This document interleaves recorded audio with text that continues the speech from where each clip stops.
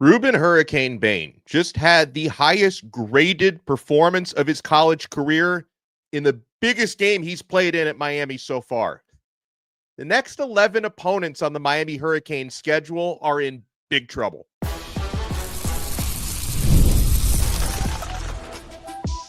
You are Locked On Canes, your daily podcast on the Miami Hurricanes, part of the Locked On Podcast Network, your team every day. I am Alex Donno, University of Miami alumnus, co-host of Locked On ACC and host of Postgame on the Miami Hurricanes radio network. And thank you so much to the everydayers for making Locked On Canes your first listen. We're available free wherever you get your podcasts. We're free on YouTube. We're part of the Locked On Podcast Network, your team every day. Today's episode is brought to you by FanDuel. Football season is here. Visit the FanDuel app today and plan those futures bets for the NFL, which starts this weekend. On this loaded episode, let's discuss the recruiting impact of Miami's dub against Notre Dame, because as we mentioned before the game, there were over 100 recruits in attendance. Dozens of those were blue chippers, and we've got some quotes and some interviews now with some of those recruits after the game. Some guys that are uncommitted class of 2027, some 2026 players Miami is trying to flip. Miami really moved the needle with that 27-24 home dub and an electric atmosphere against the Irish. Let's talk about the next breakout performers. And I already see people talking about this in the live chat. You know, there were a few players that maybe we expected to put up bigger numbers against Notre Dame. I think their time will come. And we'll talk about a guy who absolutely showed up on the biggest stage at the college level he's played at so far. He won state championships, of course, in high school. But Ruben Hurricane Bain. By the way, we are expected to be joined a little bit later by the truth teller, Bruce Warner, here on this Truth Teller Tuesday. He's running a little behind, but he's going to be in the building here pretty soon. So Rueben Bain, obviously you watched the game, and he passed the eye test, was consistently disruptive, even had an interception in the game. And then you start to look at the numbers, not only his stats, but the Pro Football Focus grades that came out shortly after the game. And Ruben graded out at an absolutely elite 93.5 overall Pro Football Focus grade. That's 93.5 out of 100. And anything over 90 is absolutely elite. Anything over 70 is considered to be a good grade. 93.5 overall for Ruben. 93.6 against the run. He created in that game 3 pressures, a sack in crunch time, a TFL in crunch time, 2 big run stops, and the interception. This was, according to Pro Football Focus's Max Chadwick, the highest graded performance of Rueben Bain's career so far.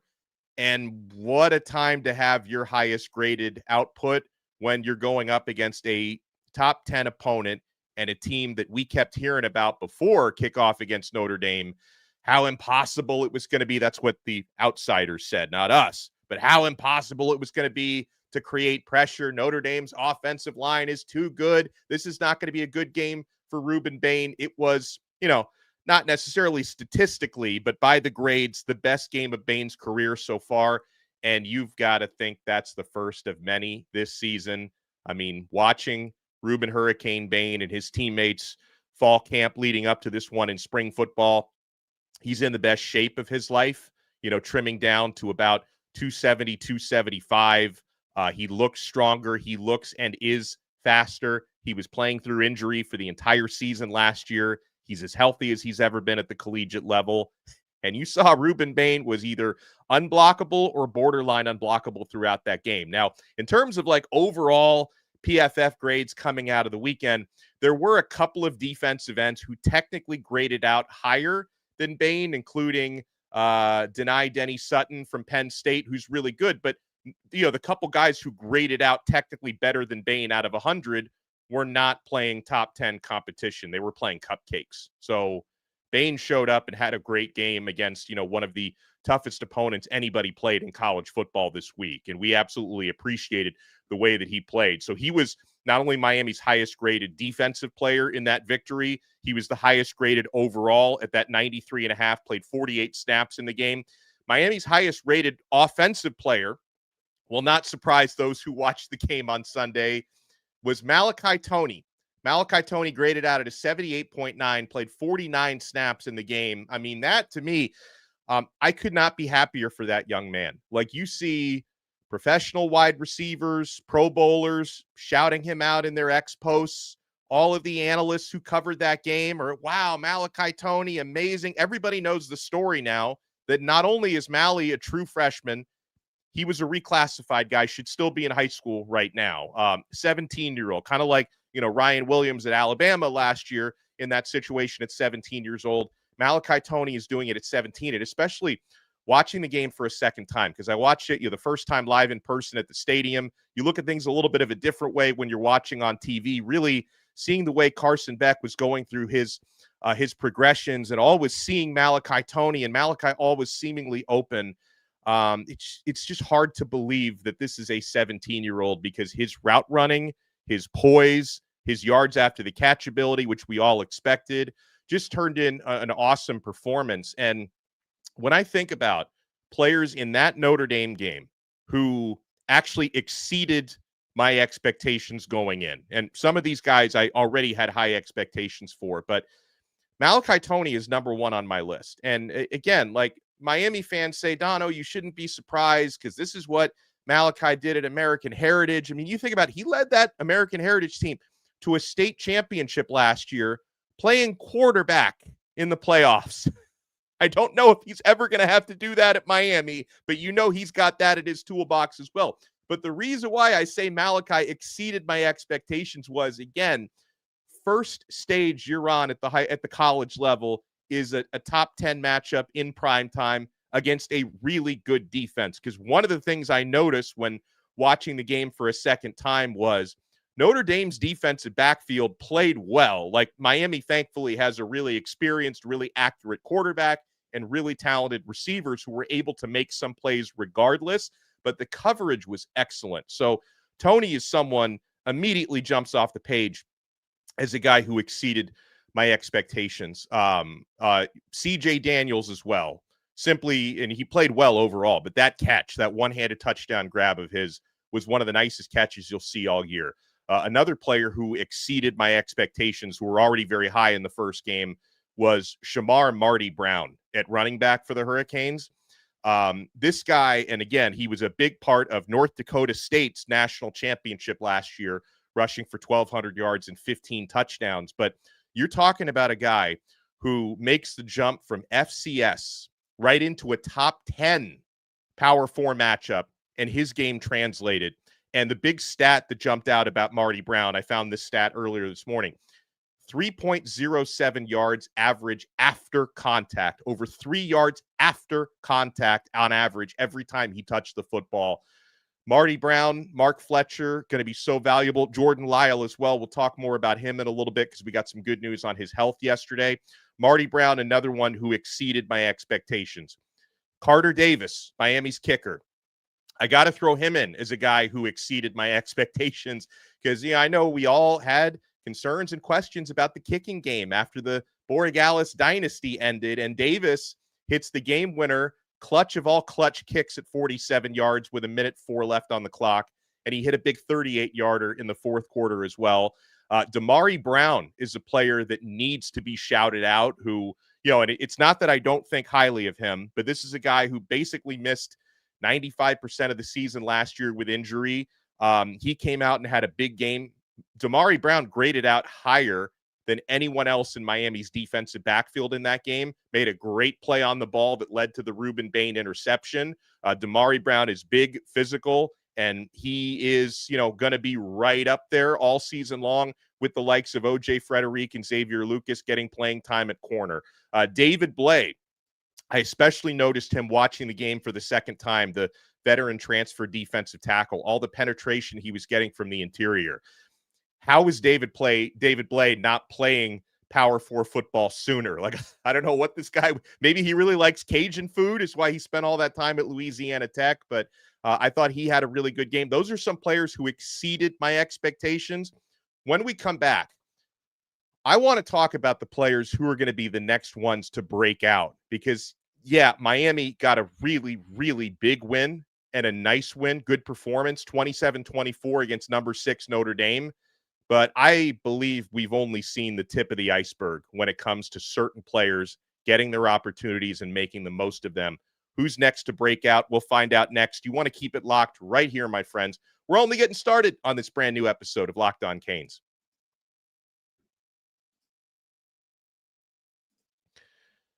When the opening whistle blows on a new repair, get your crew moving forward with Supply House. Order today and see parts on your doorstep tomorrow. Over 280,000 plumbing, HVAC, and electrical items from the most trusted brands in the business.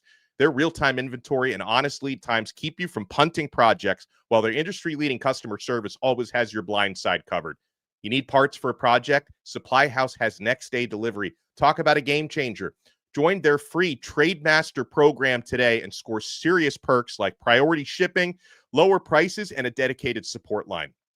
Visit supplyhouse.com to sign up for free and use promo code SHCollege5 for 5% off your first order. That's supplyhouse.com. Real people, real service. Folks, we're also brought to you by Rugiet. You've probably heard of Viagra or Cialis. Maybe you've even tried them. But if you're looking for something beyond the usual pill, it's time to meet Rugiet Ready. Rugiet Ready is a next-gen prescription treatment designed to amplify arousal in the brain and boost blood flow. Unlike the usual pills that can take hours, Rugiet's 3-in-1 formula dissolves under your tongue and kicks in fast, on average in 15 minutes. Effects can last up to 36 hours, so you can stay confident and in control when the moment is right. If traditional options haven't worked, Rugiet might be the answer. Over 150,000 men have already made the switch. Head to rugiet.com/lockedoncollege and use code LockedOnCollege to get 15% off today. That's RUGIET.com/lockedoncollege and use promo code LockedOnCollege for 15% off. Individual results may vary with prescription treatment. Compounded drugs are permitted to be prescribed under federal law, but are not FDA approved and do not undergo FDA safety, effectiveness, or manufacturing review. Please visit the Rugiet website for full safety information. Thank you so much for making Locked On Canes your first listen and your first watch. We are live, by the way, and we are joined by Mr. Tuesday. Reggie Jackson was Mr. October. Bruce Warner is Mr. Tuesday. Bruce, how are you? I'm doing great. I'm still high from the other night. I just saw some stupid poll where Miami wasn't in the top 15. It was on Facebook. Really? And Florida was 10 or 7 or some stupid number. I don't know where they got that from. I'm doing great. How are you? I'm still buzzing, Bruce. And you talk about polls, like the only one, like this time of year, like the only ones that are like somewhat official, because the college football playoff poll is going to start coming out later this season. But, the coaches poll and then the AP poll. So the new AP poll is going to drop in about 45 minutes. I think Miami's going to be somewhere between 5 to 7. And the coaches poll did drop a few minutes ago, and they have Miami at number 7. So I saw this. I saw the 7, but then there's another one here that I'm trying to find it, but I can't find it. Any jabroni out there can just like come up with a poll and be like, oh, hey, here's my poll. Like, I mean, I'll pay attention to the coaches poll, the AP, and then the college football playoff. I don't care about some loser poll that has us at 15. Let's move on. LSU should be number 1. They're number 1. Yeah. Wow. I think Ohio State should be number 1. I mean, they beat the number 1 team in the nation. Clemson wasn't number 1. They weren't even in the top 5, I don't think. Right, but I think by virtue of Ohio State being the defending champs and beating the team that the media said was number 1, I think they should be number 1. But here's Bruce, what I want to get into with you, because I just talked about before you hopped in, some players who did and I had high expectations for some of these guys, but exceeded my expectations. Malachi Toney, CJ Daniels, Marty Brown, Carter Davis, the kicker, Damari Brown, David Blay. Who do you think, though, are going to be the next guys to break out? Anyone you thought had kind of a quiet game on Sunday that you think is going to make an impact from this point forward? You just picked offensive guys just now? No, I had some defensive guys. Damari Brown, David Blay. Akeem Mesidor also had a really good game. Yeah. I don't want to. I mean, not to say that he was like a surprise for me, but I started the show talking about how great Rueben Bain was. Akeem Mesidor was also awesome. Yeah, now Justin Scott was in on a couple of things. I think he had a strip on one of them. He did. But he's getting his feet wet too. But he's in there. Look, I thought the defensive line was very good. They were very aggressive. If it wasn't for the one busted pass down the left sideline and the quarterback draws, what did they really do wrong on defense? Nothing. The running back didn't do much at all. I thought our secondary was all over the place. They were in coverage. They were right near the ball every time. And the intensity from all the players. And if you watch the national pundits, they keep saying the same thing. Miami out-physical Notre Dame, which doesn't happen that often. Notre Dame might not win, but they're very physical. They look very average. To me, they look very average on both sides of the ball. I don't know how good this quarterback's going to be. He didn't play poorly. He didn't win the game. That's for sure. He played pretty well, actually. I mean, yeah, but within the constraints of what they let him do, yeah. he wasn't throwing down the field. That's true, but like compared to some of the other first-time starters around the country, including Arch, like I thought CJ Carr looked all right. Yeah, look, they tried throwing the ball outside the first couple of plays. The back didn't get the ball that much. They kept on saying, why doesn't he get the ball? They came out in the second half trying to get him the ball out in the flat. But Miami controlled the line of scrimmage. And I think Miami did a hell of a job. They were very prepared. So the things that I was worried about, because, again, people asking me, why are you so negative? I was worried about the field goal kicker. Check. I was worried about the wide receivers. Check. I've always been upset and worried about the D tackles and the D line. Check. The secondary improved. Check. Miami didn't blow the game, although there is still, again, not just me, but a lot of people are saying how conservative they got up 21-7. And I think they were conservative. I don't care what anybody says. They were. I think they need to work on that. But after the game, I saw a lot of the guys saying, especially Beck, it's only the first game. We have a lot of room for improvement. And yes, they do. But coming off a high like this, wow. It's great. It's great to be a Miami Hurricane, baby. Hell yeah, man. I couldn't have said it better. Beautiful hat, by the way, that you're wearing. I like yours too. Thank you. Thank you. Now, okay, so when I'm thinking of a few names, Bruce, that I think are going to have a bigger impact in future games. And one of them, I've already seen a bunch of people in the live chat asking about this guy. I think we're going to see a lot more in later weeks from JoJo Trader. JoJo, Bruce, he only played 9 snaps in the game, and I think he was on a pitch count after having an injury during a big portion of training camp. There were a couple times when Carson Beck almost found him down the field. He was covered very well, but he only played 9 snaps, and he blocked pretty well in some of those snaps. So it's like, just 9 snaps. Like JoJo is going to have, probably 3-4 times as many snaps in most of the games moving forward. So that's a guy that I think we need to see what happens this week. It's a short week. We played Bethune.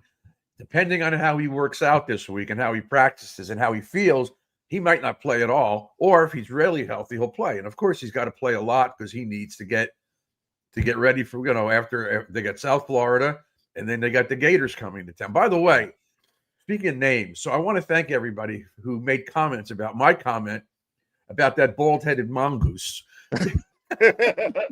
Somebody said they'll buy a mongoose t-shirt. I said, let's get bald-headed mongoose t-shirt. And the funny thing is, when you said that again, like I knew him. Oh, he's talking about Paul Feinbaum. Like, of course I was. He was a double loser. He picked Alabama in a blowout. Yeah. And he said, did he say Miami was going to lose in a blowout, or he guaranteed? He guaranteed. He didn't say blowout, but he guaranteed Notre Dame would win, is what he said. Guaranteed it.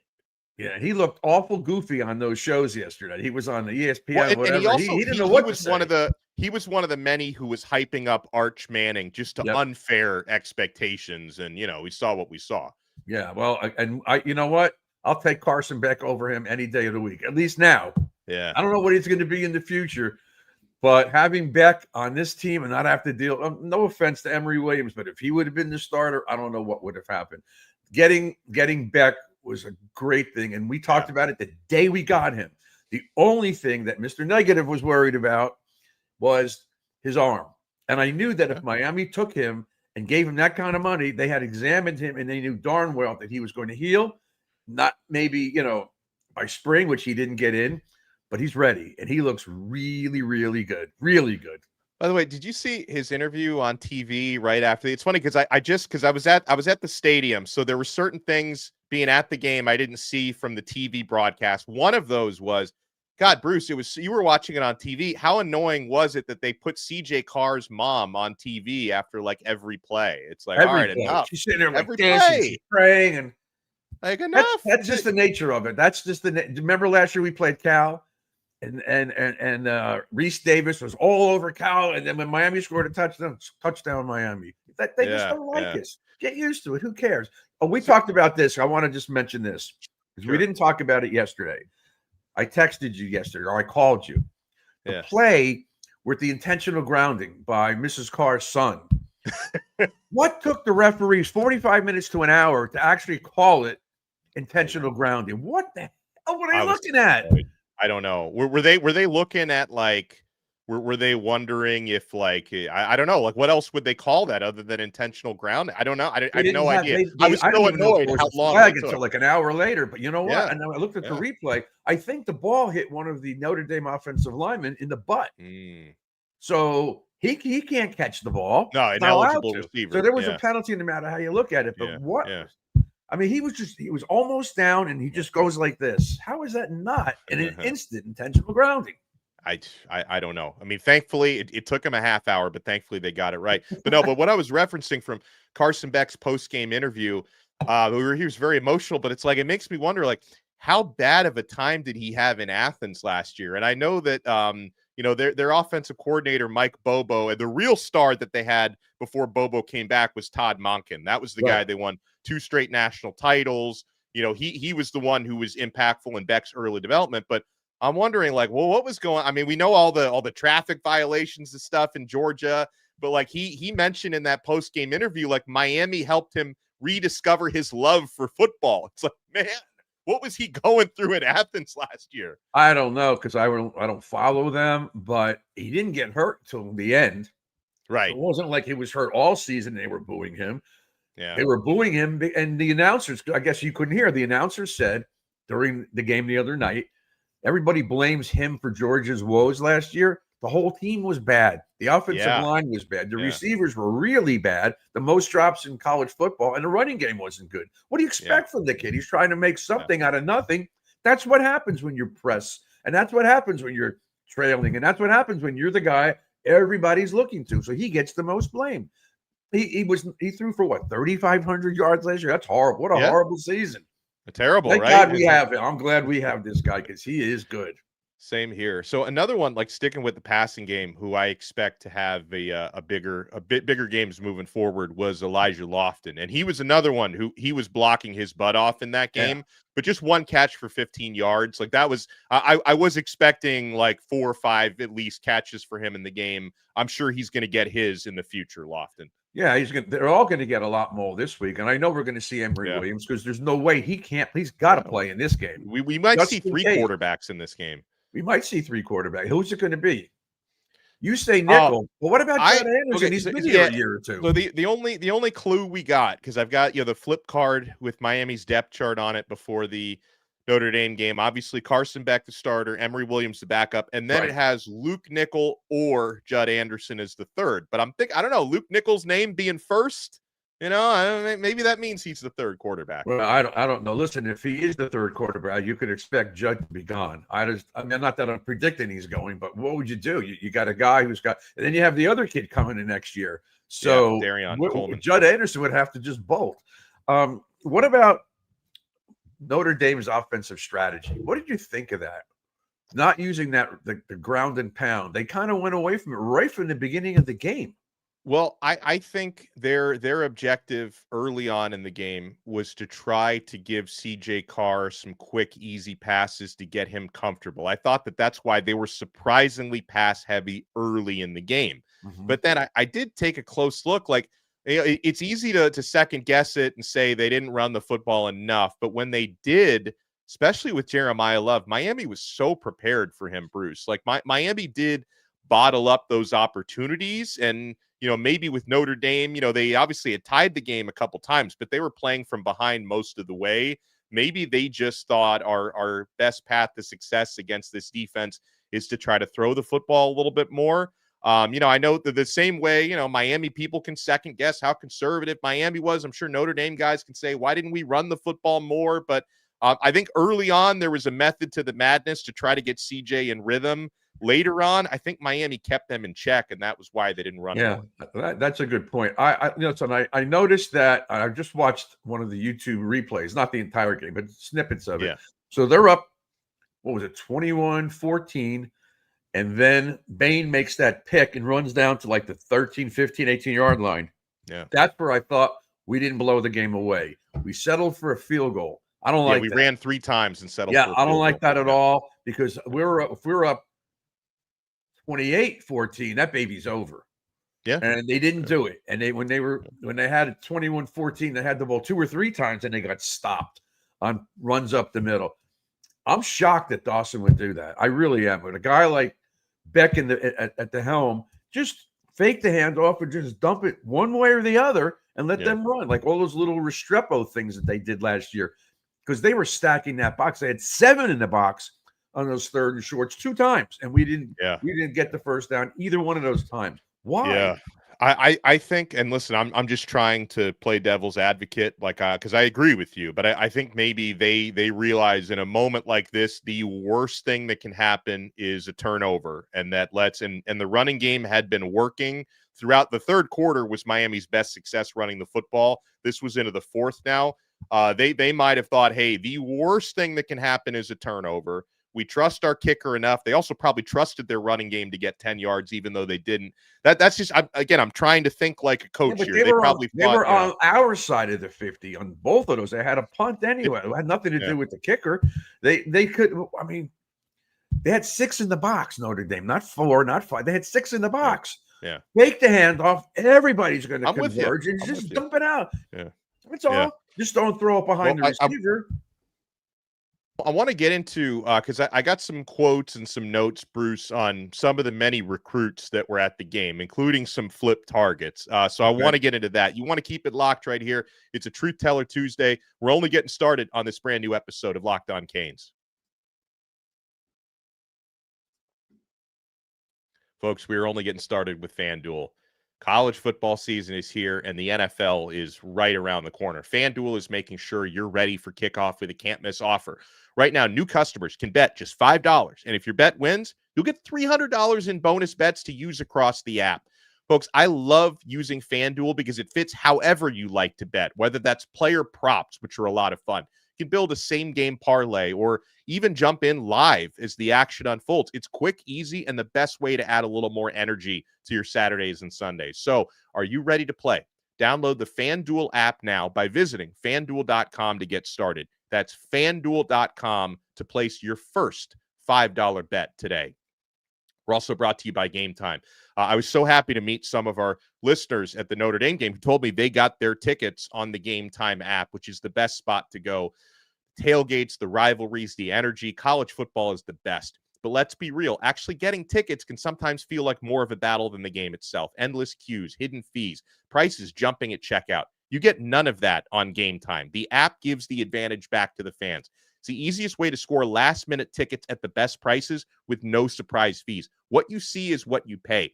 I love getting the panoramic view from in your seat in the app before you buy. That really is a game changer on the Game Time app. Take the guesswork out of buying college football tickets with Game Time.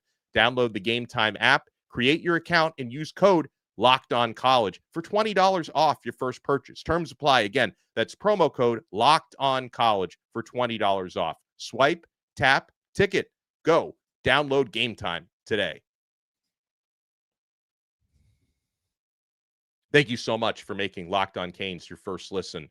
By the way, my friends, we have an important request. Locked On wants to hear from you. Put together a survey to learn more about our listeners and make your favorite podcasts even better.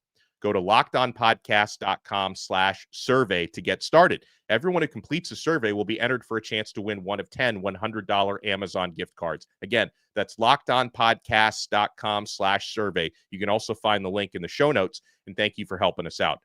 Hey, I got a quick point though, Alex. So on the comments, this guy Sam writes, we could have run to the outside with Lau, but they kept him out. No, they didn't keep him out. He got hurt.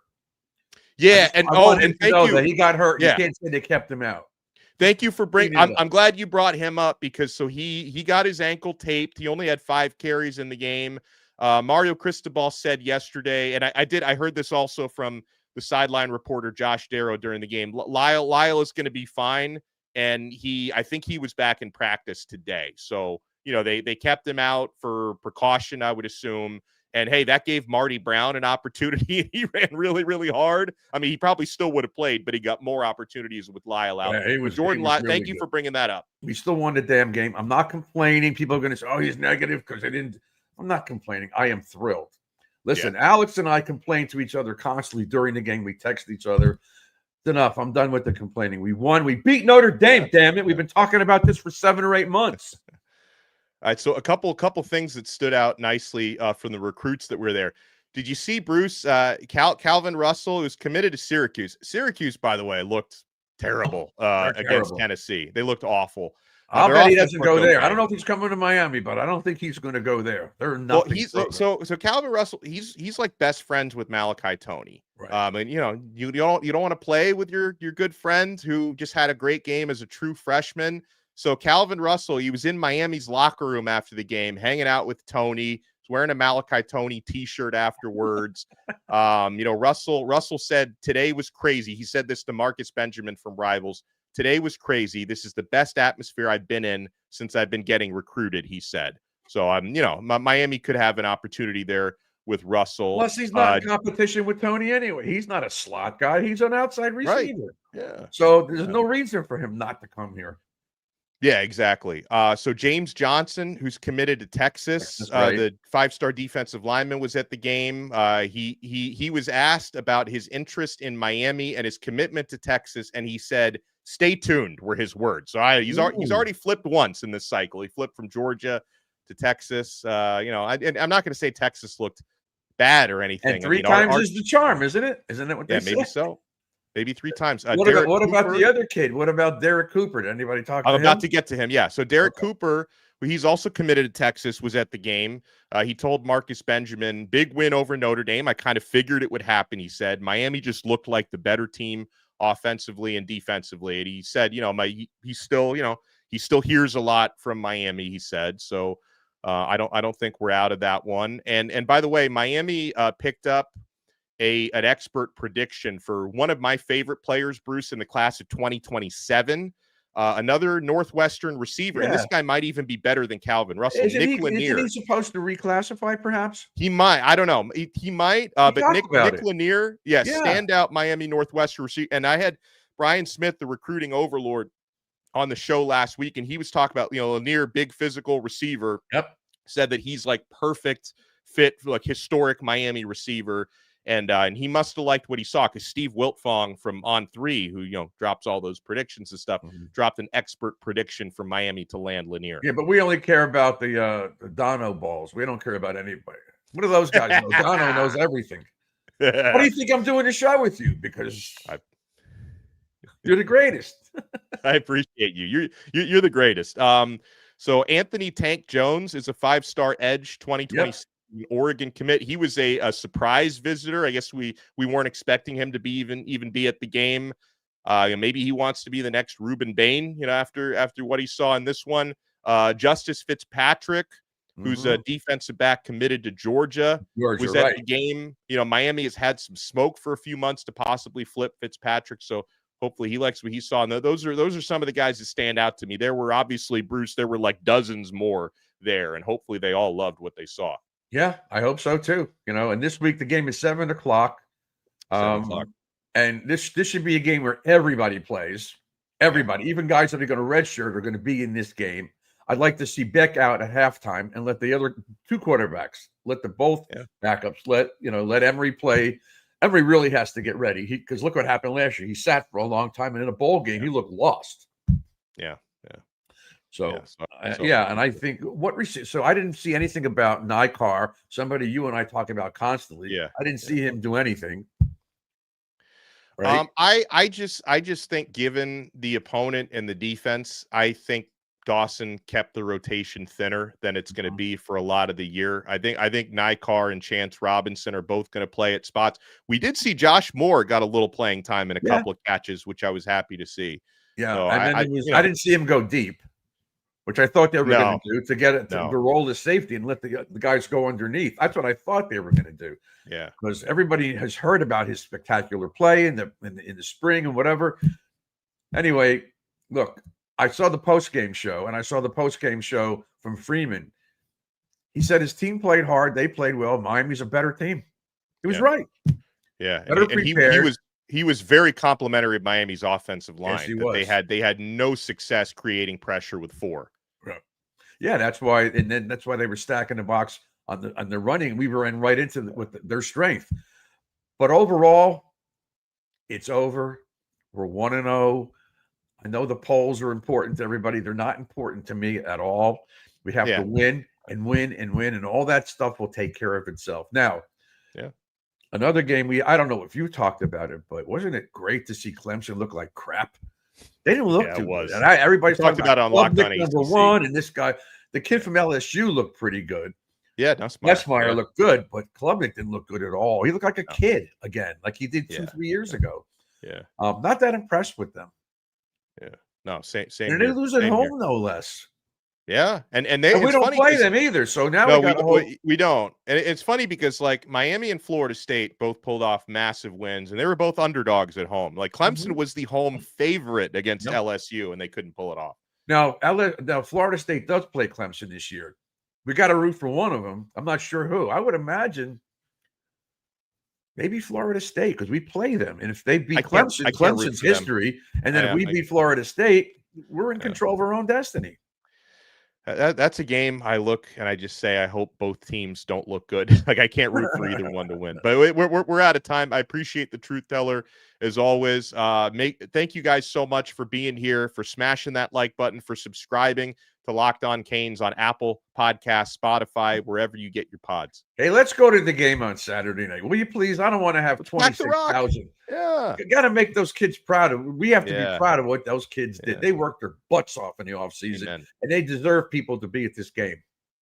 Yeah, I read something that there's only, and hopefully everybody who buys tickets shows up, obviously, but there's only like right now 1,100 tickets still available for that game, which I mean that sounds good, right? I mean, hopefully we sell the rest of those. Ticket sales, but if the season tickets are higher, then that'll lower what's available. That's all. Right. We need everybody to show up. So we'll talk to you guys again next time. Make sure you smash that like button. By the way, make sure you guys are checking out every single Thursday college football kickoff here on Locked On. It's an amazing show, your ultimate college football weekly preview. Drake Toll of Locked On Big 12 leads the conversation along 2-time AP Coach of the Year Gary Patterson, former college star Jesse Holley, and Locked On's local experts. A college football preview only Locked On can do. Catch college football kickoff every Thursday through the season only on Fire TV. We'll talk to you all next time on another episode of Locked On Canes. We are part of the awesome Locked On Podcast Network. Your team every day.